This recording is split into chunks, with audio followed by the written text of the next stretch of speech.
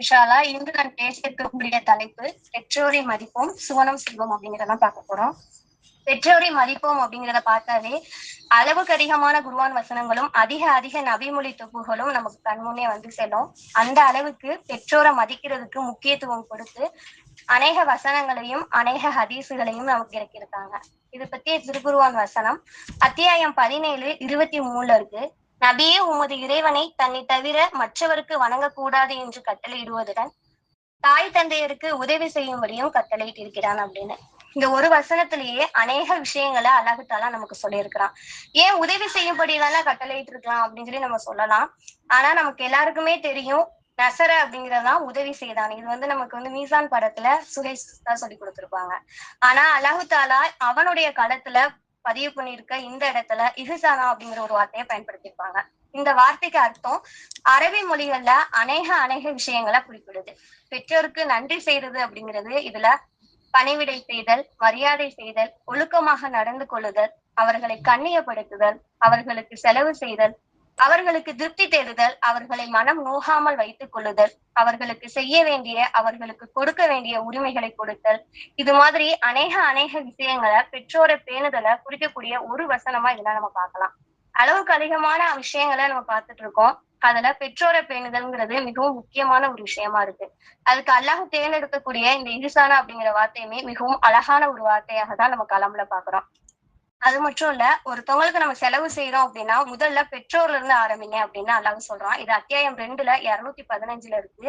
உன்னிட்ட செலவு செய்ய சொல்லி எதை பத்தி கேக்குறாங்களோ அதை நல்லவற்றில இருந்து நீங்க செலவு செய்யுங்க. அதை பெற்றோருக்காகவும், உறவினருக்காகவும், அனாதைகளுக்காகவும், ஏழைகளுக்காகவும், நாடோடிகளுக்காகவும் செலவிட வேண்டும். நீங்கள் எந்த நன்மை செய்தாலும் அல்லாஹ் அறிந்தான்னு சொல்றாங்க. ஒரு செலவு செய்தல்ல கூட பெற்றோருக்கு தான் அல்லாஹ் தஆலா முக்கியத்துவம் கொடுக்குறான். அந்த அளவுக்கு பெற்றோரை பேணுதல நம்ம சிறப்பாக இருக்கணும். இதே போல ஹதீஸ்கள்லயும் நம்ம அதிகமாக நம்ம பார்த்துட்டு இருக்கோம். அல்லாஹ் தஆலா கிட்ட அப்துல்லாஹ் பின் மஸ்ஊத் ரலி அவங்க கேக்குறாங்க, அல்லாஹ்வின் தூதரே, நான் சொர்க்கத்துக்கு மிகவும் நெருக்கமாக ஆகணும், அதுக்கு ஒரு செயலை எனக்கு சொல்லுங்க அப்படின்னு சொல்லி கேக்குறாங்க. அதுக்கு முகமது நபி ஸல்லல்லாஹு அலைஹி வஸல்லம் அவங்க என்ன சொல்றாங்க தெரியுமா? தொழுகைய உரிய நேரத்துல நிறைவேற்றுவதுன்னு சொல்றாங்க. அதுக்கு அடுத்துன்னு கேட்டதுக்கு, உன் தாய் தந்தையருக்கு நன்றி புரிவதுன்னு சொல்றாங்க. அப்ப சொர்க்கத்துக்கு நம்ம செல்லக்கூடியதுதான் ஒவ்வொரு முஃமினான ஆசையாவும் கோலாவும் இருக்கும். அப்ப அந்த ஒரு விஷயம் நம்ம பெற்றோரை பேணுதல்னால கிடைக்குது அப்படின்னா கண்டிப்பா நம்ம செய்யக்கூடியவங்களாகத்தான் இருக்கணும்.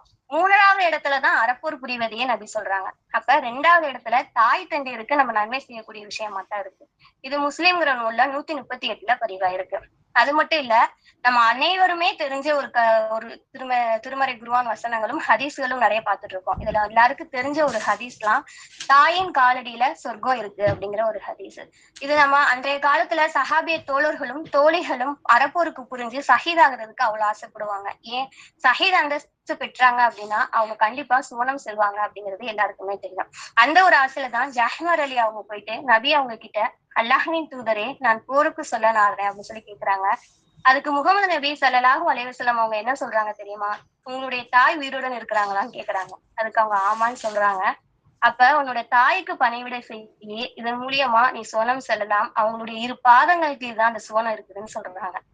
எவ்வளவு ஒரு அழகான ஹதீஸ்.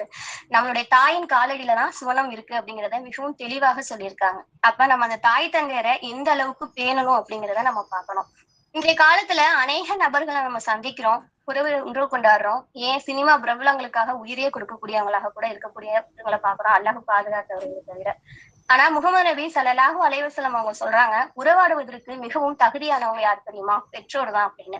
இத பத்திய ஹதீஸ்கள்ல அல்லாஹ்வின் தூதர் அவர்களிடம் ஒருவர் வந்து, இறை தூதர் அவர்களே, நான் அழகிய முறையில் உறவாடுவதற்கு எனக்கு மிகவும் விருப்பமானவங்க யாரு அப்படின்னு கேக்குறாங்க. அருகதையானவங்க யாருன்னு. அதுக்கு நபி சொல்றாங்க, உன்னுடைய தாய் அப்படின்னு சொல்றாங்க. அதுக்கு அடுத்துன்னு கேக்குறாங்க. அதுக்கும் உன்னுடைய தாய் அப்படின்னு சொல்றாங்க. 3வது முறை அதுக்கடுத்து யாருன்னு கேக்குறாங்க. அதுக்கு உங்க தந்தைன்னு சொல்றாங்க.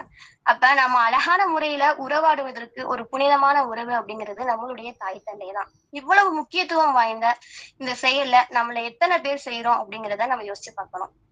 நட்பு வட்டாரம், சினிமா ஃபேன்ஸ்ங்கிற ஒரு ஃபேன் வச்சுட்டு ஒரு கால் பண்ணா நம்ம மின்னல் வேகத்துல போகக்கூடியவங்களா இருக்கும். அதே சமயம் தொலைதூரத்துல இருந்து ஒரு பெற்றோர்கள் கால் பண்றாங்கன்னா அந்த காலை அவமதிக்கக்கூடிய விஷயங்களை எவ்வளவு பேர் நம்ம பார்க்கணும். கண்ணியத்திற்குரியவர்களே, இப்படி ஏராளமான குர்ஆன் வசனங்களையும் நபிமொழிகளையும் நம்ம பார்த்துட்டு தான் இருக்கிறோம். அல்லாஹும் அல்லாஹ்வின் தூதர் ஸல்லல்லாஹு அலைஹி வஸல்லம் அவர்களும் எந்த அளவுக்கு பெற்றோரை பேணும் விஷயத்திலையும் கட்டளையிட்டு இருக்காங்க, பெற்றோருக்கு மாறம் செய்யும் விஷயத்துல எந்த அளவுக்கு நமக்கு எச்சரிக்கை செய்யறாங்க அப்படிங்கிறத நம்ம பார்த்துட்டு தான் இருக்கிறோம். ஆனா இன்று குர்ஆன்களை ஏற்றுக்கொள்ளக்கூடிய சமூகமோ, நபிமொழிகளை ஏற்றுக்கொள்கின்ற சமூகமோ, மறுமையை ஏற்றுக்கொள்கின்ற சமூகம் கூட பெற்றோர் பேணுதல் விஷயத்துல மிகவும் புறக்கணிக்கிறாங்க. அல்லாஹ் பாதுகாப்பானாக.